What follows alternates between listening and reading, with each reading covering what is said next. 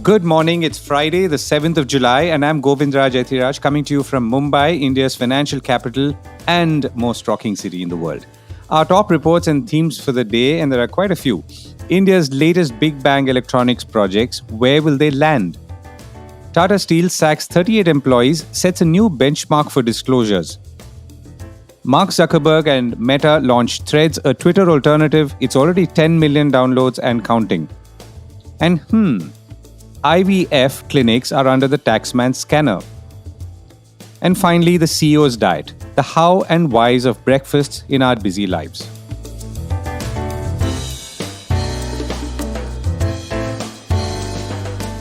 This is a core report with Govindraj Ethiraj. Tata Steel has 65,000 employees in all spread out across 5 continents. It's the 10th largest steel producer in the world and makes around 34 million tons of steel annually, figures as of last year. Sacking 38 employees in that context for a company of this size should not seem like such a large number, though do note it is sacked and not laid off. The company's chairman, N Chandrasekaran, told shareholders at its annual general meeting on Wednesday that they had sacked 38 employees for breaching the company's code of conduct. Of these 38, 35 were apparently suspended for unacceptable practices bordering on ethical issues, and the other 3 for sexual misconduct. Tata Steel took this action against its employees, apparently based on complaints received by several whistleblowers on issues such as misuse of authority, conflict of interest, and contract management agreements. The Times of India reported, quoting the company, saying they received 875 complaints in the last fiscal year, of which 158 were related to whistleblowers, 48 were regarding safety, and 669 were on HR or human resources and other behavioral issues. Mr. Chandrasekaran apparently said it was a good thing, and this is because of the open culture created by the company. He added that the companies are encouraged to record their grievances. As a company, we are a global benchmark, so we will continue to push the culture where we uphold the highest values and have a zero tolerance policy, reported the Times of India, quoting Mr. Chandrasekaran. Just a few weeks ago, 6 employees were sacked at IT major Tata Consultancy Services, a group company, for accepting favors from certain staffing firms in the appointment of contractual workers. TCS had also informed its board members with details of that development and its version of it, a point we discussed in the core report a few weeks ago. So the Tatas are evidently going all out to disclose even before asked, or so it appears. And the reason I say this is companies are usually wary or find it unnecessary to discuss sackings of this nature and surely don't announce them unless they feel that word might get out either way. Now, companies might feel, and rightly so, that the matter has been addressed if such a thing were to happen internally and to everyone's satisfaction and conscience, moral and corporate, and therefore it could be laid to rest. Maybe Tata Steel felt, as I said, that word might get out, but this is still extreme disclosure, if such a term could be used. Though I should quickly add that there is nothing like more disclosure, and surely there is a problem with less disclosure. Such announcements would obviously put all employees in large conglomerates like the Tatas on alert and drive home, through one example, being this one, the larger culture of the organization that's being created or built. Now, to give you some context again, the Tatas have over 935,000 or close to 1 million employees across the group. Coming back to Tata Steel, it also said that they were looking at organic investments and inorganic acquisitions to achieving its 2030 target of 40 million tons of steel in India. India's new semiconductor and electronics announcements, where will they land? The sector that has perhaps the most interest and intrigue is semiconductors and electronics manufacture, given that investments in this space also signify and are often geostrategic, apart from being business critical, almost like oil, unlike some other areas which are important and job creating but less strategic. In the last 2 weeks, we've seen 2 announcements of consequence in this space. The first by semiconductor major Micron, where it talked about a 22,500 crore rupee investment in a plant in Gujarat, in Sanand, and specifically for a chip manufacturing assembly. And the second from Google, saying it will bring production of its Pixel phone to India. For various reasons, Google has been on and off on this proposition, and presently it seems to be on. But in general, Action in this space is hotting up ever since Apple said it was stepping up, with major investments on the anvil and some ready to go, including, of course, back to semiconductors, Foxconn, who will invest with or without Vedanta, as is being reported. To get the latest insights on what Micron's investment could translate into and a technical breakdown of this project, as well as others lined up, I caught up with Neil Shah, Vice President at Counterpoint Research in Mumbai. So with respect to semiconductor manufacturing, obviously the first step is government has started with the semiconductor PLI scheme, which is production link incentive, and then there's a design link incentive. So both are very important for the semiconductor manufacturing as well as building intellectual property over here, designing chips, designing the software for the chips, right? So 70% of any chip, right, is a software. And anyways, we are doing a lot of software development for the top chip manufacturers, global chip manufacturers in India, right? AMD, NVIDIA, Qualcomm, MediaTek, a lot of them have R&D over here. Either they are largest or the second largest. We are quite ahead on that front. Only thing when it comes down to actually manufacturing or assembling or packaging the chips. When you talk about chips, it could be a processor or it could be some peripheral ICs, which is like for a Wi-Fi IC or a display driver IC and so forth, right? So when you go to the next step of a component which is very important in any electronics product is the memory. The memory are again up two types, which is a DRAM and a NAND flash. NAND flash stores stuff. DRAM is more for works as a RAM. So these two are also important semiconductor components.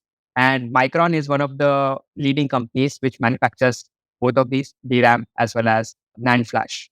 What Micron has announced here is to set up a ATMP facility, which is more of assembly, test, and packaging facility. So what happens is the wafer is produced and then wafer is converted into small bits.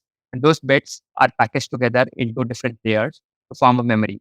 And that front end process, it is called a front end process, that is not happening in India. But the back end process, which is after you get the wafer, etched wafer, everything together, and then how you package it together into the black small chip, that back end process is coming to India first, not the front end process. The front end requires a full blown fab. So that is what is happening. And it's a great first step to start with backend. It's easier for India to attract backend processes for manufacturing chips or memory semiconductors.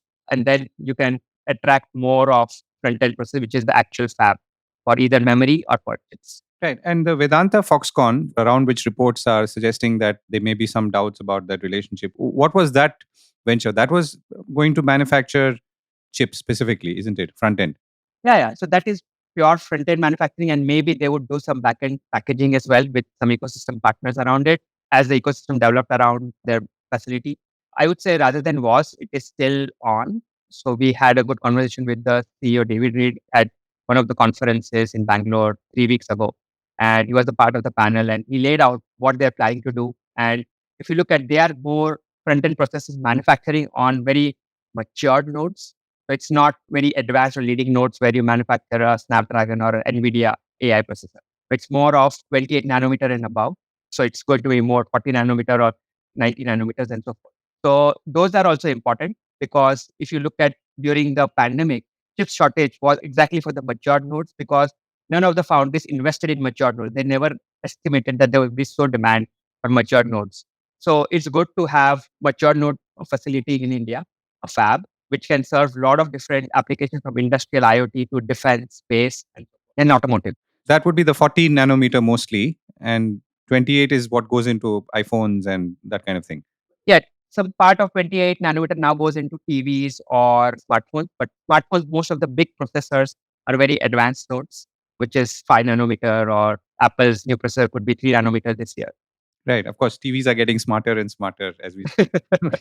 Okay. So now we also heard about a Google Pixel announcement saying that they want to come and manufacture in India. So to go to the smartphone manufacturing ecosystem, can you tell us where we are in that space or that world right now? So smartphone manufacturing, we are quite ahead since we started the policy of Make in India in 2015-16 with the new government. And then fast forward to more PLI schemes, production linked incentive schemes a few years ago. We have, as we discussed last time, we moved from a semi-knockdown unit to completely knockdown unit manufacturing, where we actually take the bare PCBs and using robotic machines mount the chip, which is a very high level manufacturing, right? So 90% of the phones are manufactured in CKD. And bigger players like Apple, right, which have sophisticated manufacturing, they're also moving most of their CKD level manufacturing to India now.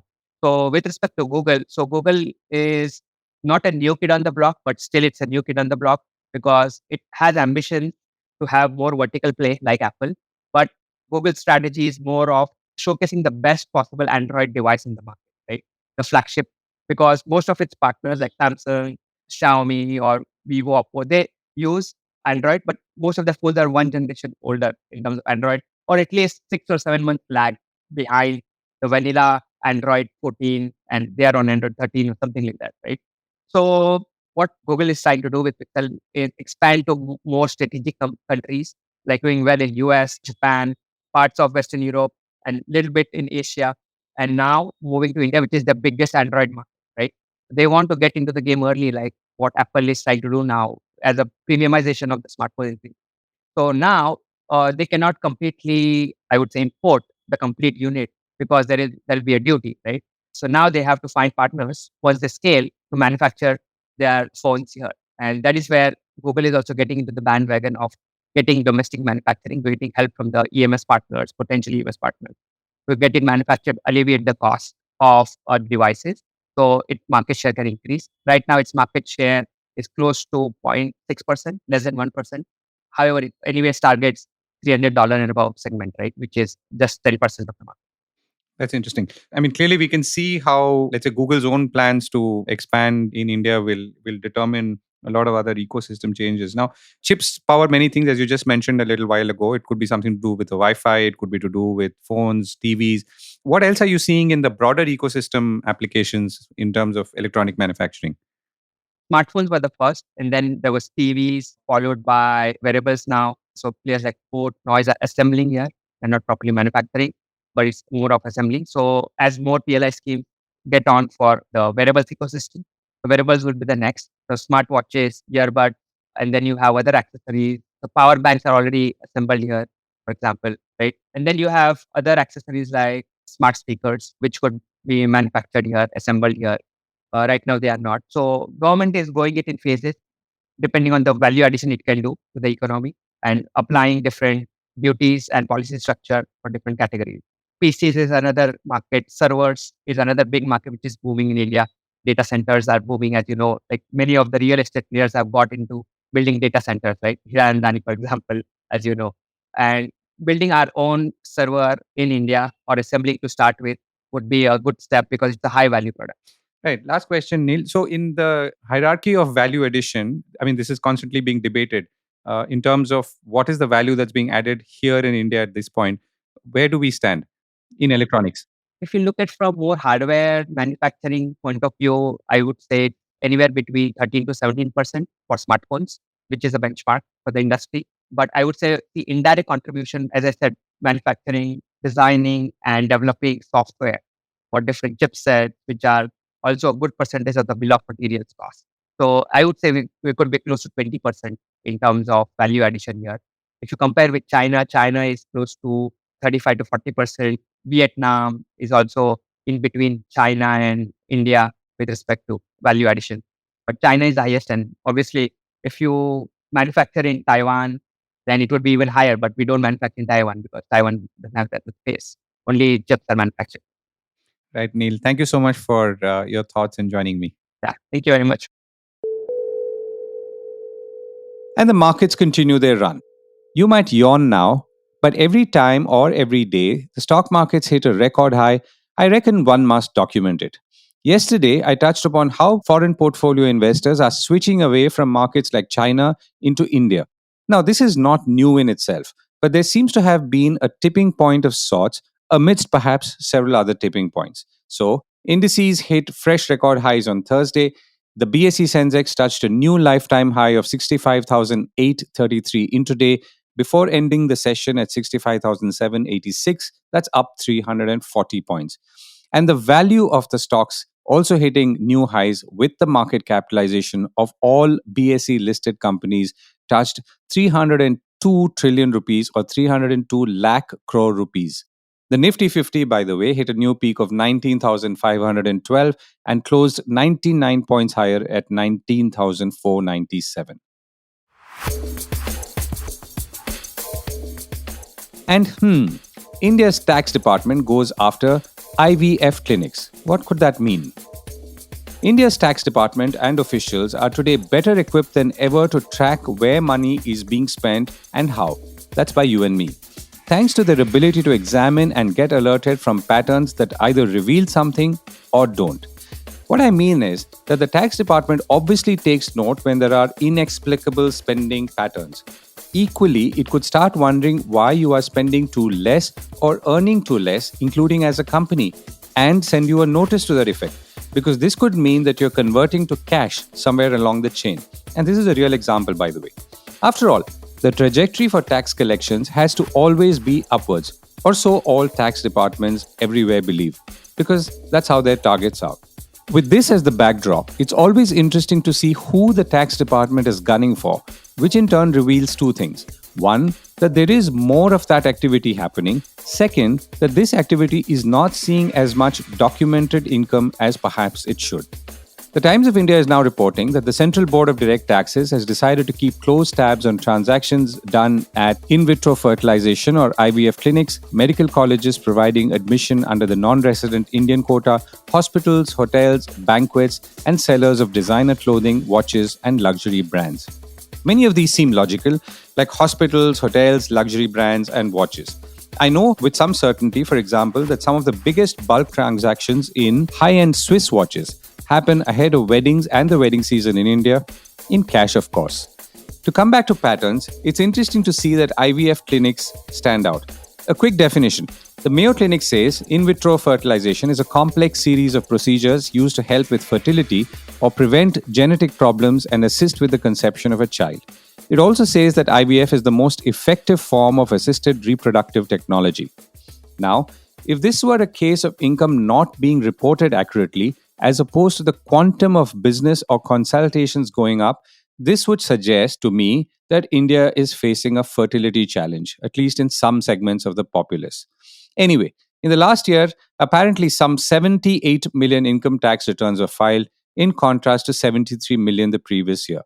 Now, more returns being filed does not necessarily mean more taxes, but it's a good trend nevertheless. Now, speaking about rising incomes, Bangalore headquartered realty firm Purvankara said on Thursday that its sales bookings jumped over twofold or twice to 1,126 crores in the first quarter of this fiscal on better housing demand and higher price realizations. Notably, the company said this was its highest or best ever performance for a quarter.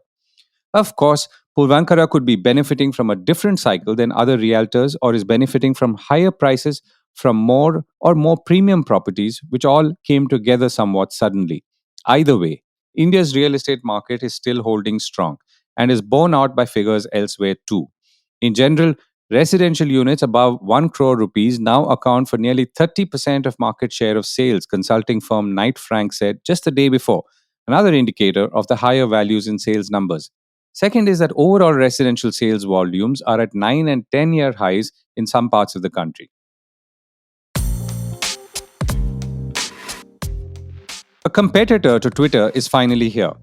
Meanwhile, if you're one of those who's either bored, tired, or just fed up with Twitter and Elon Musk, Mark Zuckerberg has an alternative with Meta Threads, an Instagram offshoot which looks very similar to Twitter. Meta is now saying that they've already got 10 million subscribers in hours, which is most likely the fastest such sign up for a platform, but also many who would have wandered in from Instagram, which has some 2 billion active users every month. Twitter, by the way, has 450 million users. Threads was launched in 100 countries on Thursday morning and has already seen sign-ups from celebrities like Kim Kardashian and Jennifer Lopez. Let's do this. Welcome to Threads, Zuckerberg wrote in his first post on the app along with a fire emoji. And before I go, let's speak to Dr. Nandita Iyer, writer of The CEO's Diet on www.thecore.in, which is where we are. This week, she talks about breakfasts, and she joins me to talk about the significance of breakfast in our lives, and particularly in our busy lives. So I think if you do eat breakfast and it is a part of your morning routine, then the biggest significance is that it is the first chance you get in the day to fuel your body in the right way. So we should not misuse this opportunity by eating junk food and processed food first thing in the morning. So I think important macros and micros like your proteins, your healthy fats, your complex carbs, a dose of vitamins and minerals that comes from eating seasonal vegetables and fruits. So treat this as an opportunity to fuel your body right. I think that is the most important significance of breakfast. So for the busy individual, I think if they do eat eggs, then eggs are your best friend.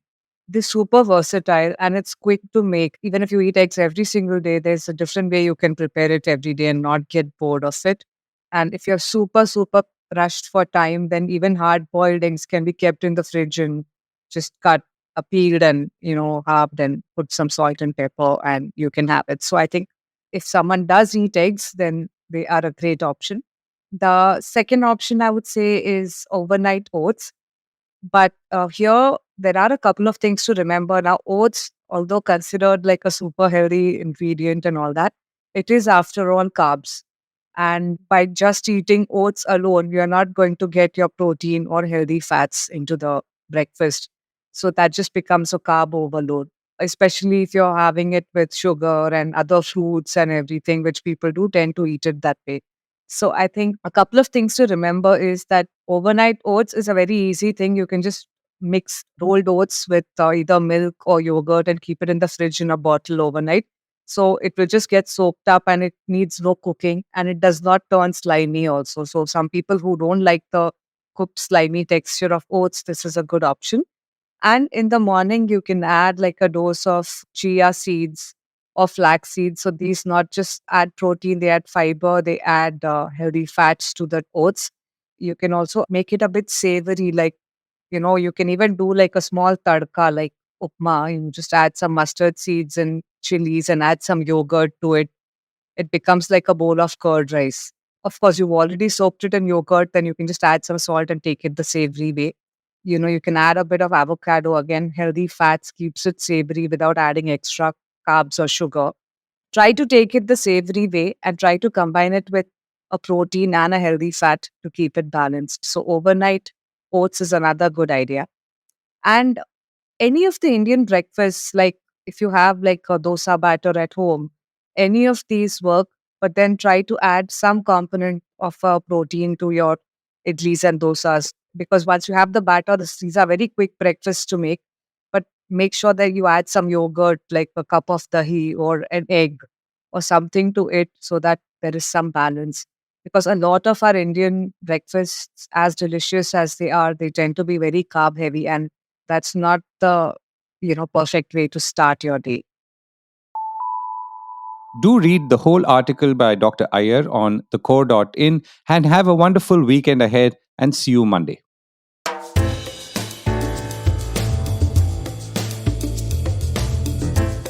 This was the Core Report with me, Govindraj Ethiraj.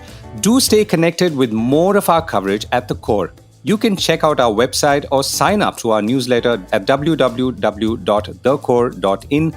That is www.thecore.in, or follow us on LinkedIn, Twitter, and Facebook as well. Now, we would love your feedback on how we can make business more interesting and relevant to you, including our reporting on India's vibrant manufacturing sector. Write to us at feedback@thecore.in. Thank you for listening.